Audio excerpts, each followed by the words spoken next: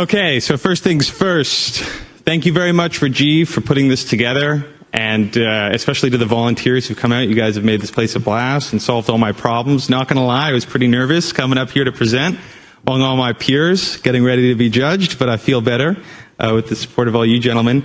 If the presentation is good, it's because Rajiv and the volunteers created the conditions, and if it's bad, it's because of me. That's how it goes. Okay. Coming soon, billions in bug bounties. So, for anybody who's watching, there's been an absolute explosion in bug bounties in blockchain. It completely blows away everything that has ever happened in the history of our space.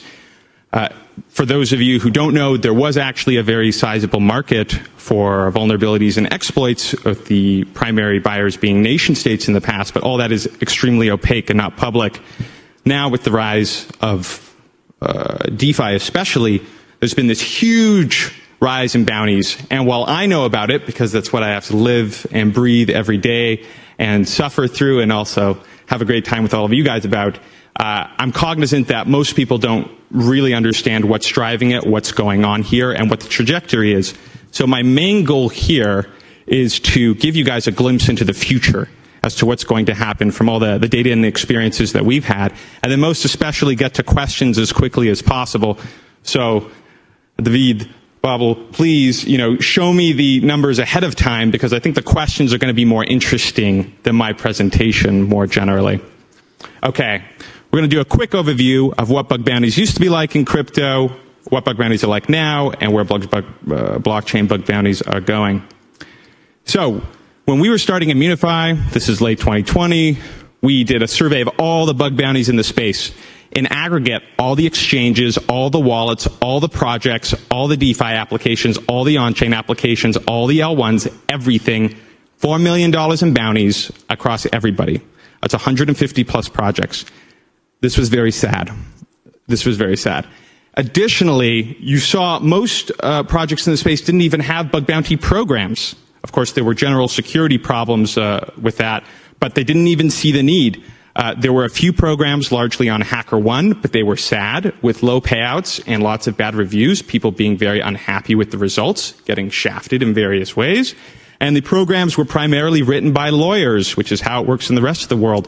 So when you read those lovely bug bounty programs everywhere, some very happy lawyer was like, I know exactly what to do to make this program successful. Let me do my part and remove all liability from my partner while preparing every legal tool against the potential good faith actor that I can possibly muster. That's bug bounties before we inherited all those standards in the space. It was very sad and lame. And that's a best case scenario. So very often you would find disclosures going on, and it would be worse than just not getting paid. You would also be treated like a criminal. They would say, you're trying to extort me. They would be like, oh, why are you out to get me? Why can't you just stop? It was, just imagine like you're trying to do a good deed for society. You're trying to help protect the project. You might even like it or know the people, and you get treated like dirt. There are exceptions to this. The Ethereum Foundation ran a great bug bounty program. Some of the exchanges like Kraken ran pretty effective bug bounty programs, but they really were exceptions. And the end result of that is 4 million in bounties. It's sad. Nobody cares. And nobody was really, there wasn't major incentives for doing this type of activity when you could just be, making a protocol yourself or be a developer and make tons of money with none of this hassle and stress that nobody wants to deal with. So that's before. We call those the dark days. Very sad. Now, when we were poking around in 2020, so all this came out, Immunefi specifically came out of our own use of a variety of smart contracts, and we realized that things were about to get much worse. We saw these products getting more and more successful. We were very excited about their future. We were contributing to it ourselves, but knowing and having been around for the previous years, 2017, 2016, 2015, 2014, 2013, we saw some patterns. You had forks of forks of forks of forks of forks, which we all saw explode with DeFi. The devs who were coming in excited and bullish about the technology didn't understand all the nuances of it. Frankly, even those of us who have been working with it for ages still don't understand all the nuance of it. It's just extremely complex. Then with the rise of DeFi, we concluded that there would be a huge explosion in these projects, primarily by people who probably shouldn't be launching them. And that's okay, but it was going to lead to a lot of suffering. Blockchain team sizes are super small, which means we don't have resources for security and we don't have great management expertise or team building expertise generally. And so security was always going to be on the afterburner. Then the contracts were becoming more and more complex. Composability is a real thing. And I don't know if like MakerDAO, an amazing project, you look at what they've built and you try to understand it for the first time and you're like, whoa, okay, that's a lot of stuff. This is going to take me a month or a few years, I don't know, a while to get through it all. You're going to have novel vulnerabilities come up. A whole bunch of those have happened, for example, with all these bridge cases. And then finally, while we do have great auditors in the space who have been doing good work, the incentives at that time was to focus in on what you're good at and deliver compelling value. With all this activity going on and so much innovation happening in the space, there was just no way for someone to really keep up with that. But that wasn't going to stop many of the parties from selling themselves that way. And so, you know, you have people, I don't know, maybe Certic is a reasonable example, who would not necessarily represent the level of expertise necessary for this work. And I'm sure they and everybody else did good work, but the reality is it's just impossible to stay on top of all the activity these days. Nevertheless, auditors are treated like a generalist tool. This is a recipe for much suffering. All these factors together mean you're basically guaranteed catastrophic exploits in abundance. This was our conclusion in early 2020. This all came to pass, as we have now all observed with the endless exploits going on. We knew things had to change. The question was what? We were researching fairly early on. What are all the different ways, the different tools in the stack? How do we actually prevent this? What are the tools available at our disclosure? Our conclusion at that time was that the security stack was extremely nascent. We didn't have any monitoring that was effective at that time. Auditing was not super specialized. We didn't have great incident response in almost any of the teams in general. Almost none of the teams had war rooming experience or the processes for dealing with that. But certainly the weakest area, and we thought would have the most impact, was in bug bounties. Bug bounties were completely underused, and they were kind of worthless, quite frankly, given the nature of the value at stake. And so I concluded that based on and driven by the explosion of exploitation that would go on, we would necessarily have to make huge investments as an industry into our very last line of defense. And that's what bug bounties are.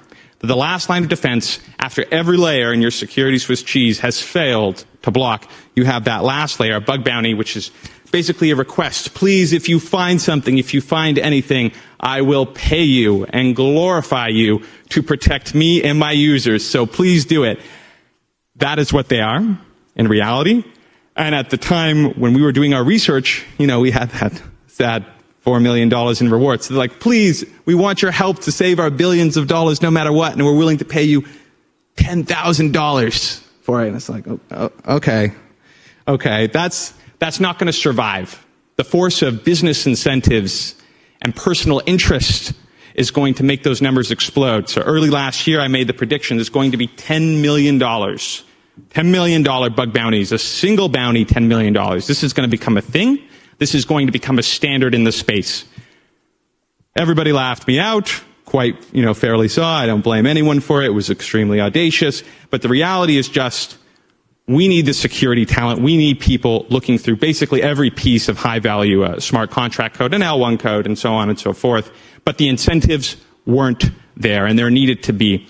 And our technology is too nascent, too new, and too immature alongside our community, if you will. We just don't have enough security expertise. You guys are basically the chosen few to service all the needs in the space. And so exploits were a certainty. There has to be bug bounties because there's no other place where after every previous layer has failed, you can just continue to throw money and actually get good ROI.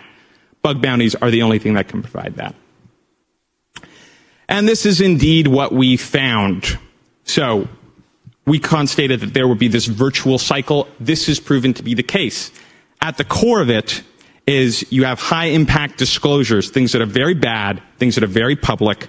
This is going to show tremendous business value in terms of ROI. The leaders of projects are going to see this. This is going to drive bounty growth.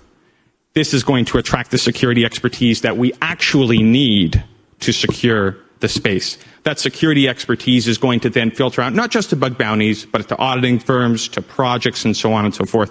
But we need to drain other areas of security talent, and the only way to do that is just with basically very blunt incentives. This all came to pass. So, for example, on Immunefi, we've done multiple billion-dollar saves in terms of the level of potential exploitation that could have occurred, or in many cases was in the process of occurring. And the typical ROI on that is somewhere in the realm of 100x relative to what you paid on the bounty. So we knew that this was going to percolate through the space, and people would start to realize these numbers really do make sense. Moreover, let's take the flip side. The major gap in driving adoption of bug bounties in this space was showing the value to the projects, because it's such an insane thing. If I go to you and I say, hey, look, we have this really great guy and he spent, 10 hours on your stuff, and so you should pay him $10 million because he found a great bug. It's so out of this world. It's really crazy for any normal person, never mind a business person, to think about that until you do the calculation and you realize, oh, okay, well, the entirety of the equity value or the token value that I've built could all be eviscerated in a single moment. That's the reality of the environment that we face. It's this hostile, and it's getting more adversarial by the day.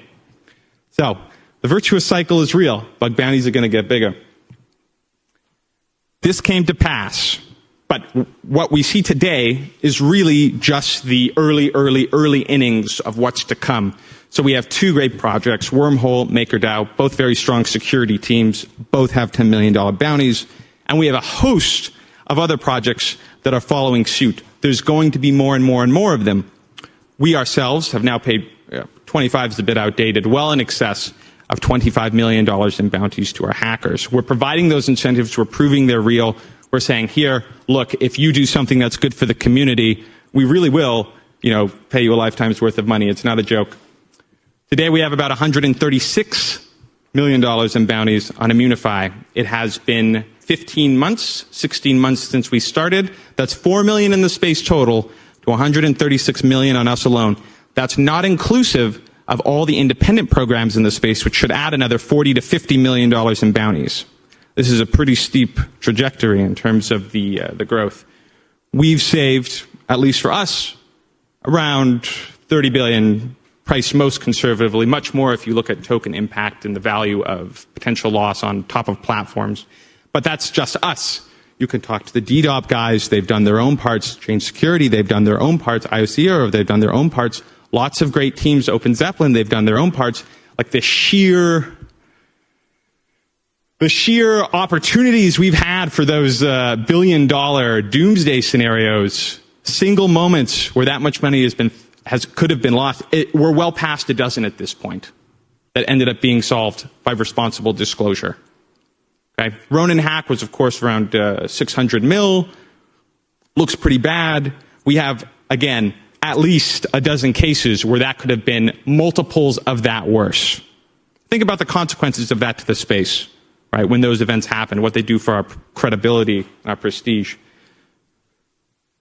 Thankfully, projects are starting to realize the value of bug bounty. Now, most of the major projects are launching bug bounties. We have 300 with us. There's should be about another 100, 150 with a variety of other providers and on independent resources. And that's just phenomenal to see. This is becoming a standard. It's not that hard to do to set them up. Yes, it requires a lot of expertise in the setup process, but compared to the potential value of that, it's pretty phenomenal. And we're going to see a lot more of them. But the future, we're here for the future. Where's the future going? The future is going into the billions of dollars. Why?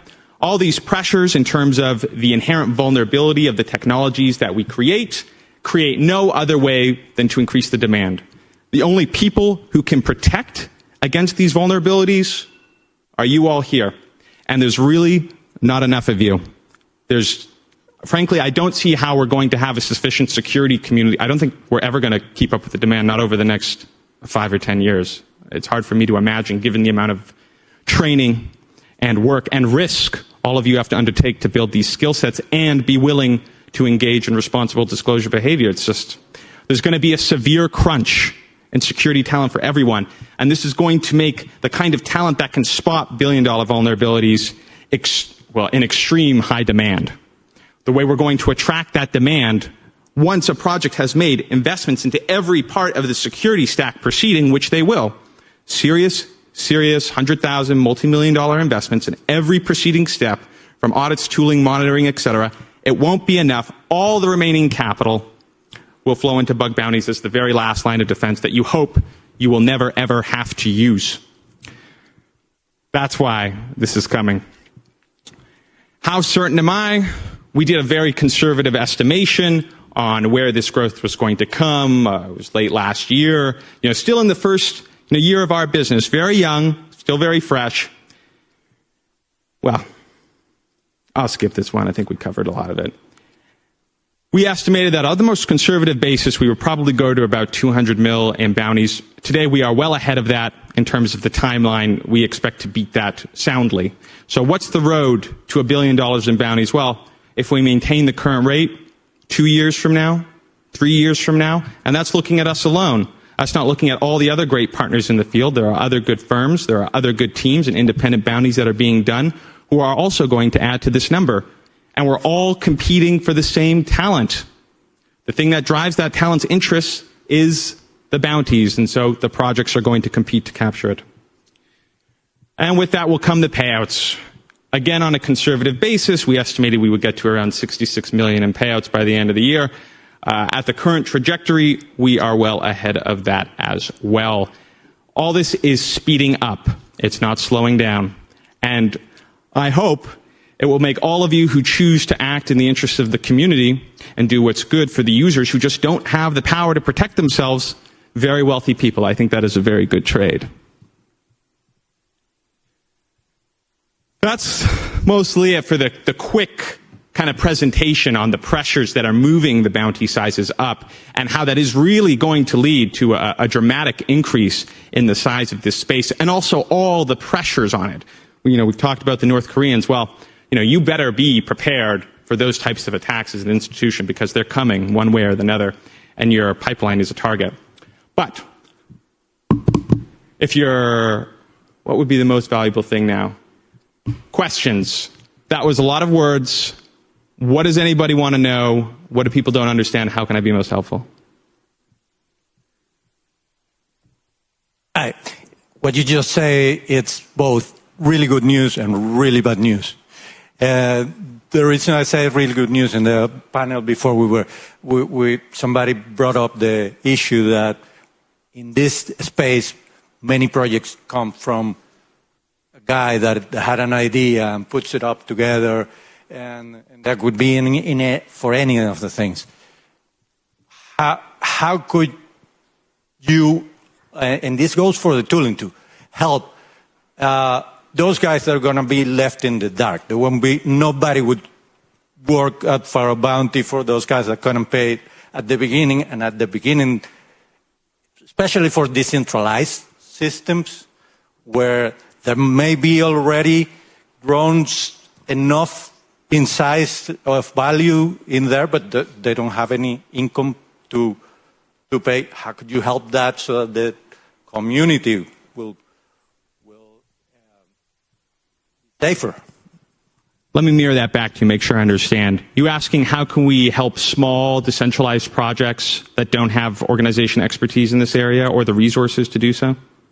Right. The small projects are gonna they will also need some defense, like a bounty program, but they won't have the money to do it, and sure. And they will have resources at stake, but it's not theirs. Sure. And so for the community itself, there needs to be a solution because nobody will work for them. Sure. Okay. There's layers of different problems here. The first problem, which is underappreciated, is just the fact that we don't have enough talent, and so talent is drawn to the largest opportunities. That's always going to be how it is. We don't get to make the rules of that game, but we do influence the outcomes by investing a lot in training. So at Immunefi, we train, educate constantly so that we can increase the size of the talent pool to work on things. You'll often find that, especially the younger security personnel, will prefer to work on the lower bounties and kind of cut their teeth on that. And so there's a bit of a pipeline of these new experts in the field moving into the smaller bounties. We like to help with that. Number two is we help the projects as much as possible. Even the small projects, it doesn't matter to us if you can't afford a giant bounty. We'll still help you set everything up. We'll structure it for you. We'll make it, basically raise awareness for it in our communities, draw attention to it as much as we can. You just need to ask, and we will do our part to support in a variety of number of ways. The third thing is, the third part of the problem that we're tackling is, it's not just a matter of going after the greatest rewards. A big problem is matching. Security personnel tend to have a very specialized skill sets. And so, someone who is very, very good at, say, options protocols may not be very good at dealing with bridges, or vice versa, or any other variety of permutations. Meanwhile, there's only a limited set of potential projects in each of those areas. So one thing we're working towards at Immunefi is creating ways to match the right security personnel with the right projects so that the projects are getting a steady stream of interest that is customized specifically to their needs. But this is, not an easy problem to work on, so it's going to take us some time to really mature that into something where we can go up to a smaller project and say, just tell us what you need, we'll make sure traffic gets to you. Does that give, some context? Awesome. I'm sure we all have a billion questions on billion-dollar bounties, but Mitchell is also going to be there on a panel on bug bounties and white hats. That's going to happen in the next half hour or so. Thanks, Mitchell, for joining us as a speaker, and we'll see you soon on a panel.